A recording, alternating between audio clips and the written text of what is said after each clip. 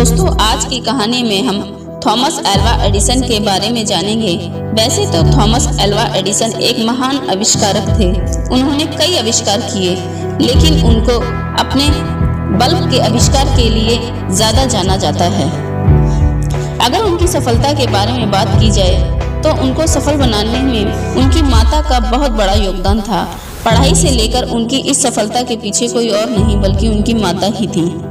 बचपन में जब थॉमस अल्वा एडिसन पढ़ाई करते थे, तब एक दिन वो स्कूल से अपने घर पहुंचे और अपनी माता के पास गए। उन्होंने अपनी माता को एक पत्र दिया और कहा, यह पत्र स्कूल में प्रिंसिपल ने दिया था। थॉमस अल्वा एडिसन की माता ने वो पत्र तुरंत पढ़ा और पढ़ते ही उनकी आंखें नम हो गई। एडिसन को पता नहीं चलता कि ऐसा क्या इस पत्र में लिखा है जिससे मेरी माता की आंखें नम हो गई। वो तुरंत अपनी माता से पूछते हैं, माँ, इस पत्र में क्या लिखा है, मुझे भी बताओ। उनकी माता ने वो पत्र खोला और फिर दोबारा जोर जोर से पढ़ने लगी ताकि एडिसन को भी पता चले इस पत्र में क्या लिखा है। उन्होंने वो पत्र पढ़ा। थॉमस अल्वा एडिसन एक जीनियस बच्चा है, बहुत ही ज्यादा इंटेलिजेंट है।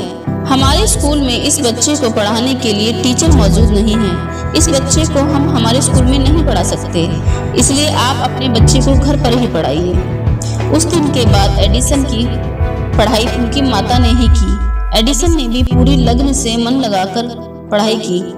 उस दिन के बाद एडिसन को उसकी माता ने ही पढ़ाया। एडिसन ने भी पूरी मन लगाकर पढ़ाई की। कुछ वक्त के बाद थॉमस अल्वा एडिसन ने बल्ब का आविष्कार किया और एक महान इन्वेंटर बन गए। उन्होंने पूरी दुनिया में अपना नाम बनाया। इन सबके बीच में उनकी माता का देहांत हो गया। एक दिन जब एडिसन घर की साफ सफाई कर रहे थे, तब उन्हें एक पत्र मिला और ये वही पत्र था जो बचपन में एडिसन को उनके स्कूल के प्रिंसिपल ने दिया था और कहा था, तुम अपनी माता को दे देना। वो इस पत्र को खोलते हैं और पढ़ते हैं। उस पत्र में लिखा था, आपका बेटा दिमाग से बहुत कमजोर है, वो मानसिक रूप से बहुत ज्यादा कमजोर है। हम आपके बेटे को अपने स्कूल में नहीं पढ़ा सकते, आप इसे घर पर ही रखिए। ये पत्र पढ़ने के बाद थॉमस अल्वा एडिसन की आंखों में आंसू आ जाते हैं। उनकी माता ने कितना बड़ा काम किया। अगर उनकी माता ने वो पत्र सही से पढ़ा होता तो एडिसन इतने महान इन्वेंटर कभी नहीं बन पाते।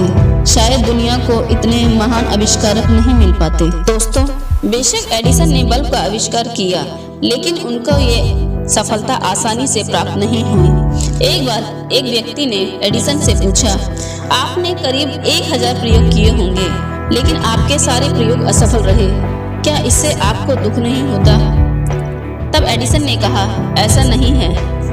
मैंने 1000 प्रयोग करके यह पता लगाया कि इन 1000 तरीकों से बल्ब नहीं बनाया जा सकता।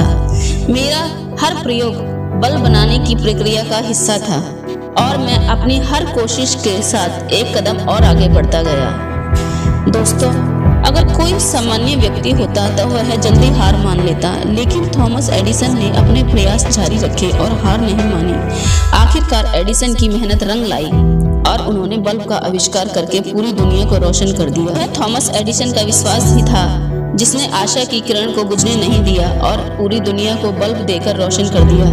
दोस्तों, जो लोग असफलता को स्वीकार करके आगे बढ़ते हैं, सफलता भी उन्हीं का इंतजार करती है।